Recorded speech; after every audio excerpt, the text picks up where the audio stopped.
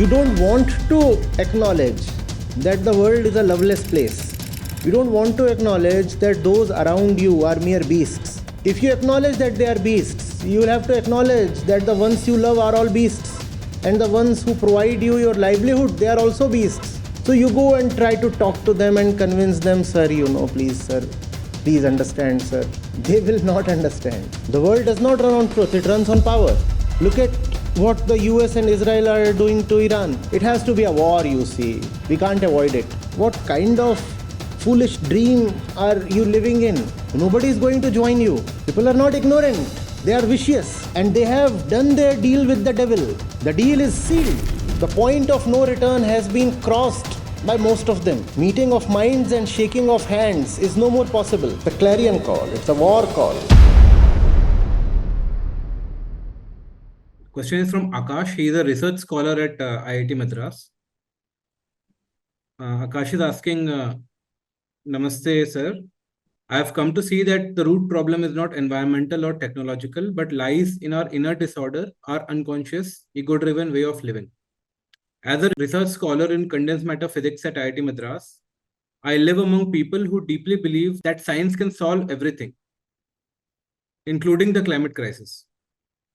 I too appreciate science, but I now see that even if we fix, in quotes, climate change, the deeper disease of human ignorance and exploitation will persist. Sir, I struggle to convey this understanding to others. Most of us have no idea of what actually is going on in the world.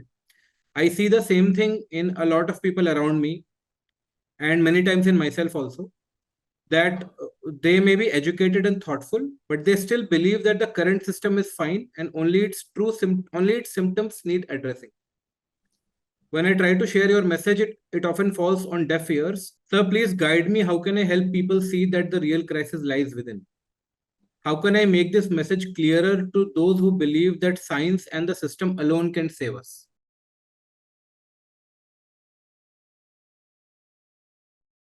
You want a real answer? The real answer is that we do not have enough time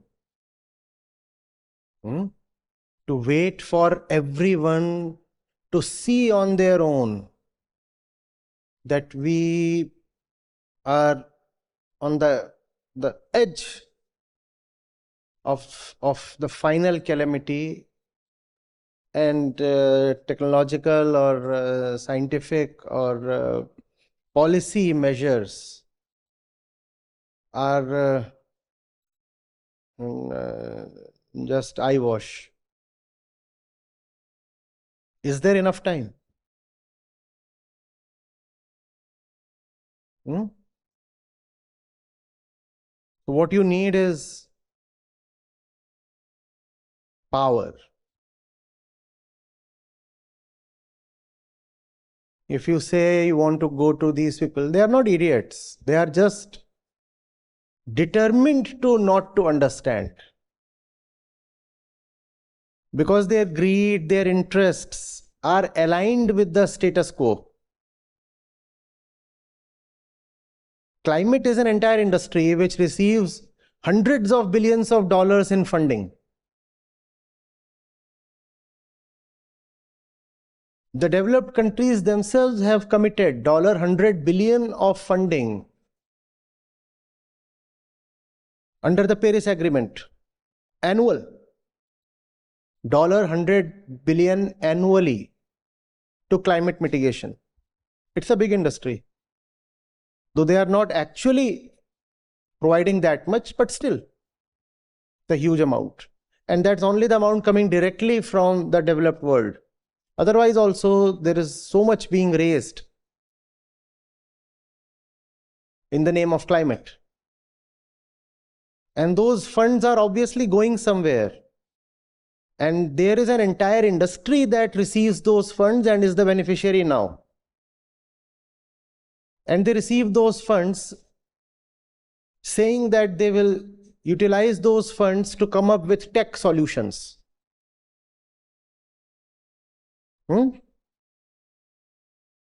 Tech solutions. Now somebody is running his livelihood on the climate funds. Somebody is making an entire career on finding tech solutions to climate crisis, and you go and tell them there can be no tech solution. Why will they listen to you? Why will they listen to you?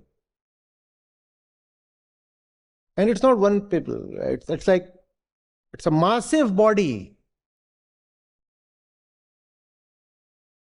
of climate work that now exists. And on the other pole, a lot of money is flowing towards climate denialism. Probably more money that is flowing towards climate crisis medication. Getting it? So if you're a climate denialist, you will receive a lot of money for many things, including publishing reports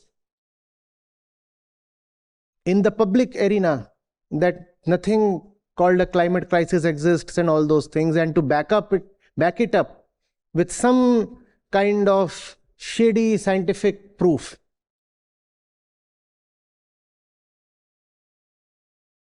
You want to go and convince such a person? Try. And keep trying till the cows go home. Keep trying for 200 years, this fellow will not understand, because his interests are tied now to not understanding. Someone runs his entire family and bases his entire reputation on dairy, milk business. His dreams are founded on dairy.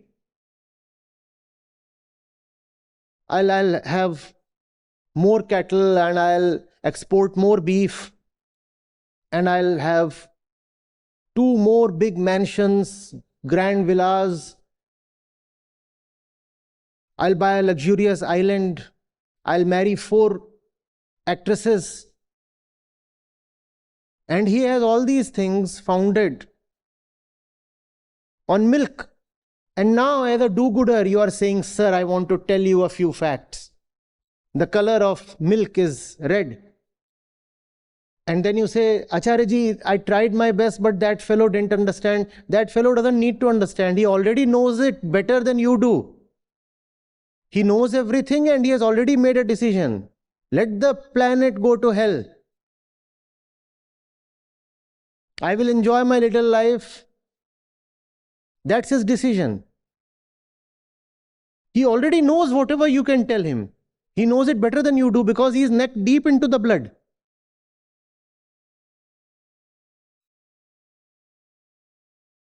What you need now is not persuasiveness but power.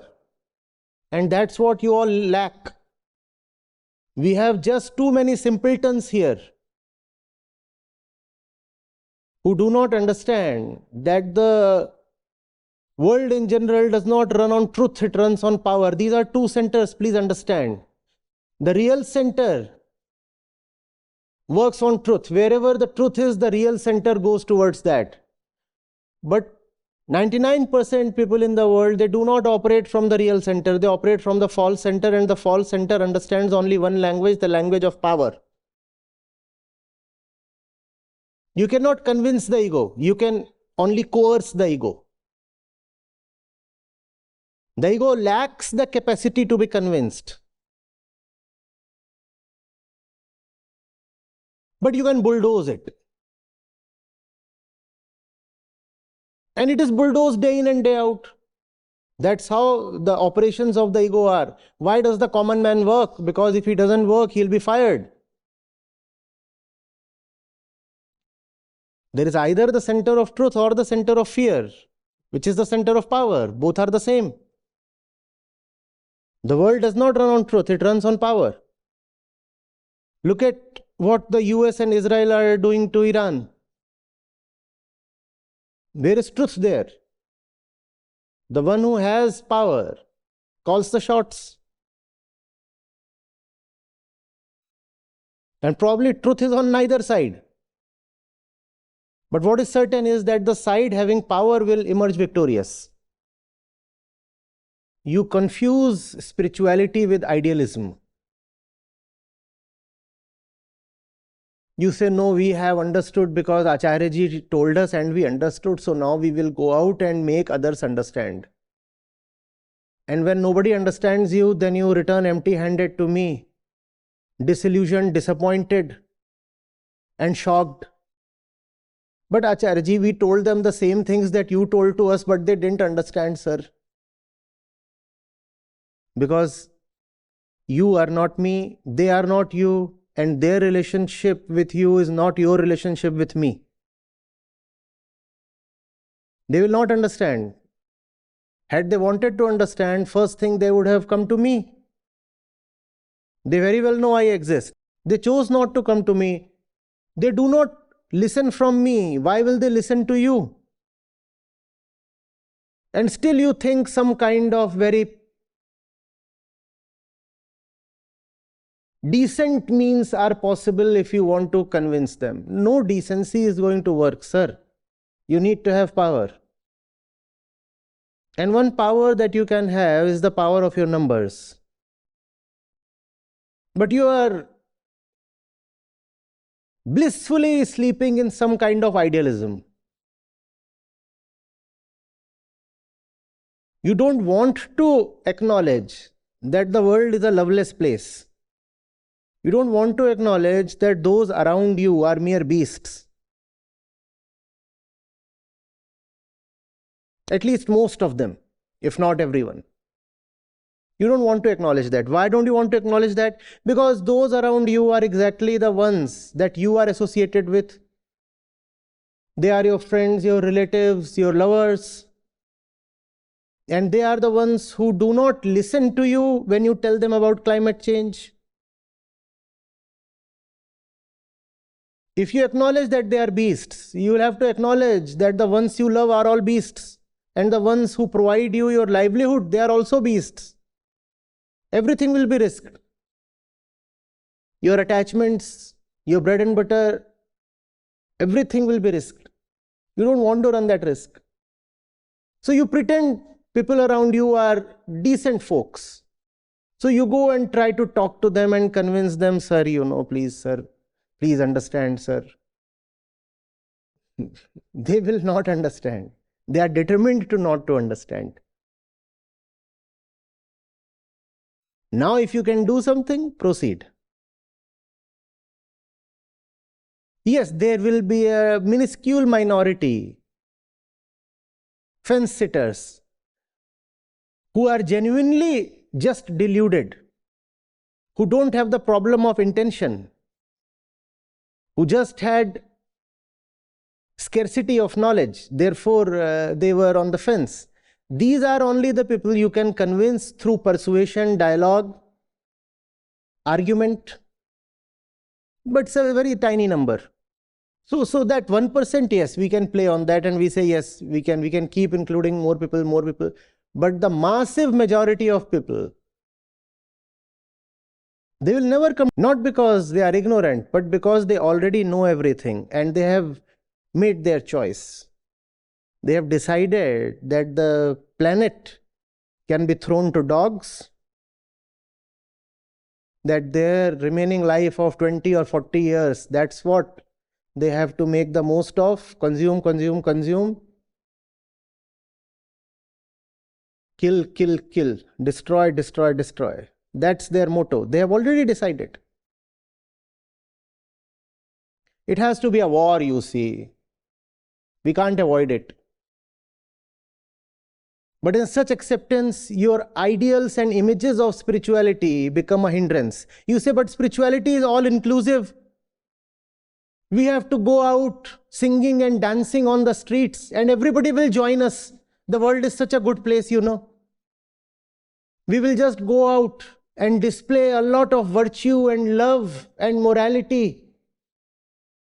We'll send out nice vibes to the society and everybody will join us. What kind of foolish dream are you living in? Nobody is going to join you. People are not ignorant. They are vicious. Even Sri Krishna could not convince that massive army standing in front of him to not to fight or to join him. Could he? There were more people against even Sri Krishna than were with him. The ones standing in opposition to Sri Krishna, right even in his lifetime, outnumbered those who stood with him. Who are you? Somebody beyond Krishna? That you will go out and convince these rascals?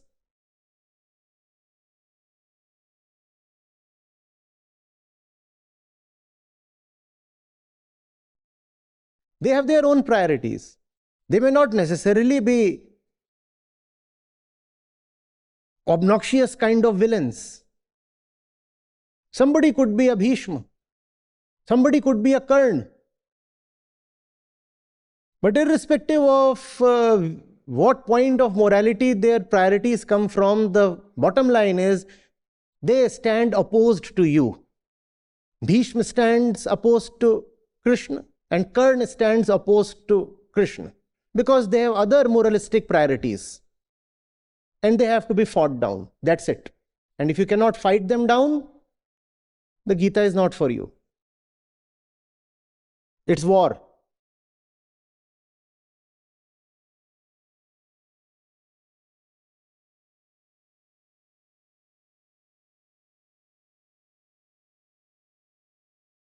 You do not understand the nature of wisdom or the Gita. You just don't understand. You think it is just a coincidence that the Gita was spoken to a warrior. No, sir, the Gita is a thing of the battlefield. Where there is Gita, there has to be a battlefield. You want to have the Gita and avoid the battlefield. What kind of cowardice is this? Let us have the Gita, but avoid the battle. And that's when Sri Krishna is telling Arjun only to fight. The Gita is a message to fight. But you think the fight can be avoided. No, the fight cannot be avoided. The peaceful ones among you, they can quit. And I'm okay with that. Quit and take your right position. Go to the other side so that we can fire at you. Don't remain among us. We don't want those whose insistence is on pacification. No, let's be nice, let's be decent, let's, this, that. I too would have opted for that. Could it work? It doesn't work, sir. It didn't work even for Krishna. It never worked for anybody.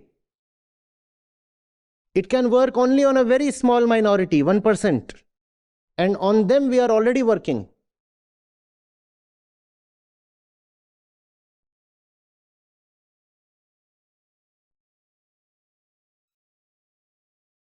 The biggest problem is the passivity of those who have begun to understand. You have begun to understand, but you are such passive people. You think the Gita is so that everybody can just live peacefully in the world as it is. The Gita is a disruptor.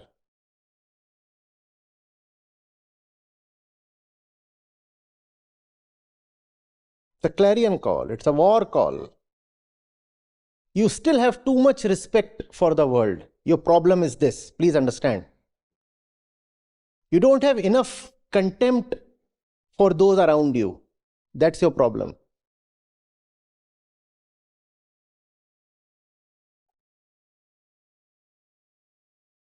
My situation was such that even if I tried to act decent in front of my bosses, they could still feel as if I'm spitting on their face. In my brief corporate stint, a little more than 3 years, applying the maximum restraint, I would face them with a deadpan expression, with a totally blank face and eyes. I would look at them and still they could sense that they have an enemy standing in front of them. They could smell war. Because I could see through their being, their desires, their determination. And I knew that they are the ones determined to destroy everything. And their determination is almost final. They are inexorable now. The point of no return has been crossed by most of them.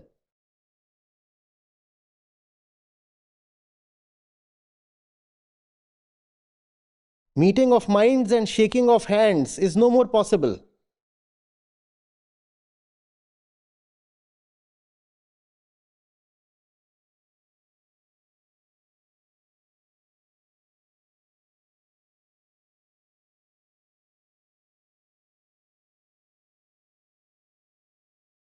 You don't see that. You don't want to see that, right?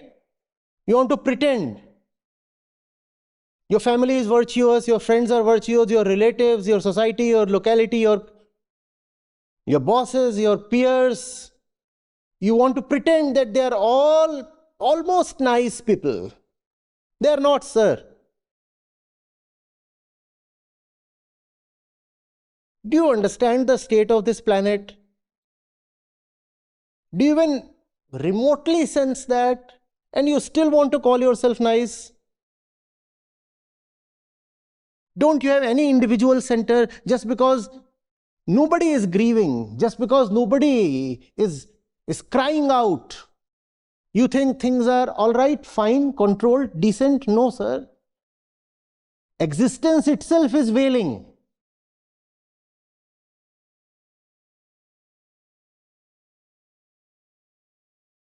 And this is the last stage of the disease. We are all as good as gone.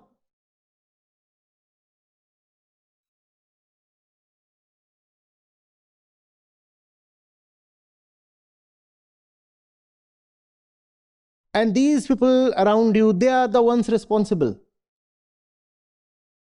And they have done their deal with the devil.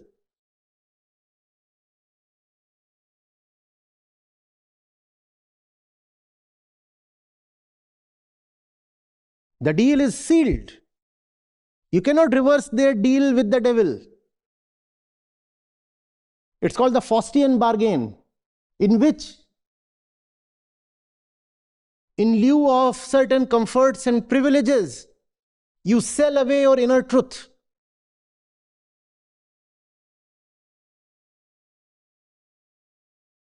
They have done the deal.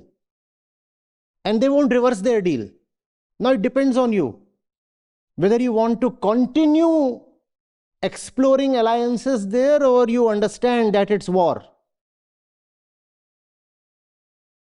And war does not mean that you have to pounce on them and punch them in the face. War means an internal acknowledgement that you have to give it all that you can, that pacification or isolation is no more an option,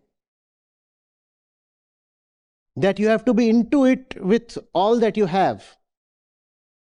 Just as when a nation faces war, all its resources are diverted towards the war. You do not say, so much of the budget, this has to be allocated to civic amenities and beautifying our parks. Sir, beautification of parks is wonderful, but let that wait for another day.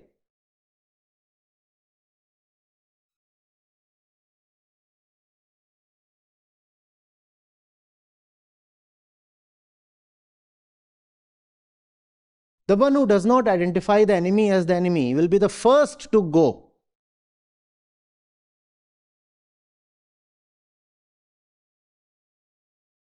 You find them attacking me every day. Don't you understand? How dumb can we all be? Do you think they understand me for no reason? No. They know I am an existential threat.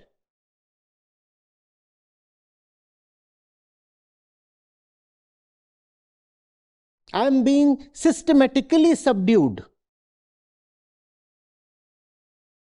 Don't you see that?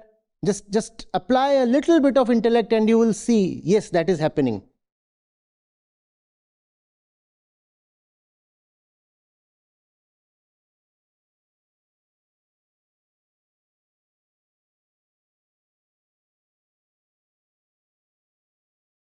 They know it's war and they are hell-bent on suppressing you. But you want to pretend all is hunky-dory. You want to pretend, no, everybody is nice and these are all decent people. After all, they are our own society, our friends, our... That side is pulling no punches. That side is attacking you with all its might. But because you are very, very afraid, you want to pretend that there is no war.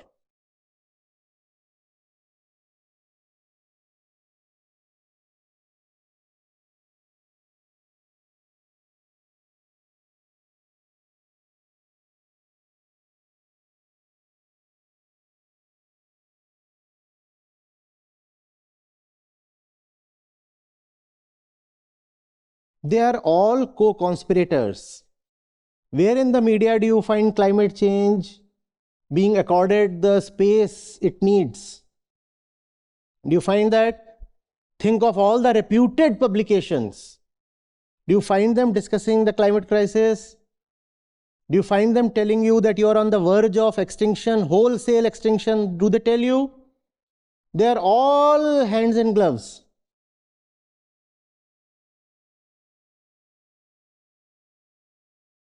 Left, right, center, they are all one. And the truth is all alone. Choose your side.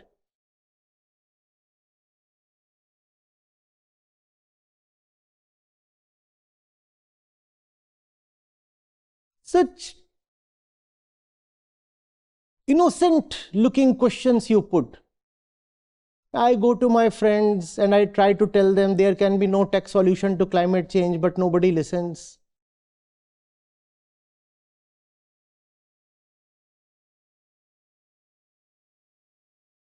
They will not listen, they cannot listen, they already know.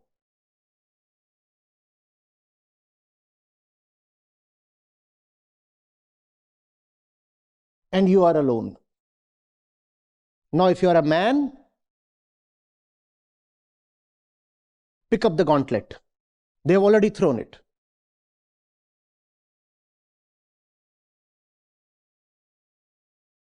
They have already thrown the gauntlet. They are saying, we will not change. We are determined to destroy the planet. Now, if you are a man, take up the challenge.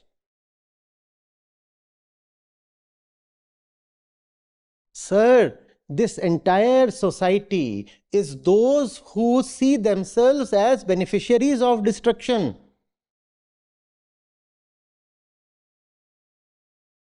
You must understand that inwardly you cannot have any pact with them. These are two different centers that cannot meet. The center of destruction and the center of compassion.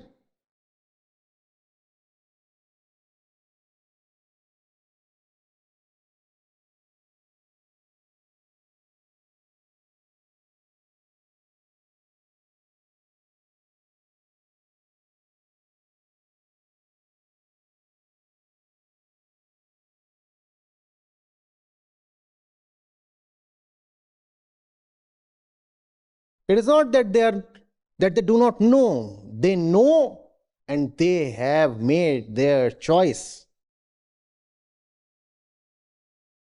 Now you see what you have to do. They have already chosen. Now you see what you need to choose.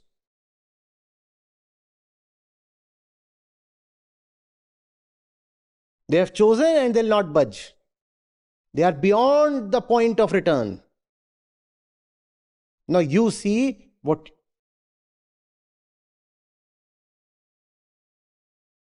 you need to do. My name is Sunaina. So I have joined Geeta for almost 8 months, and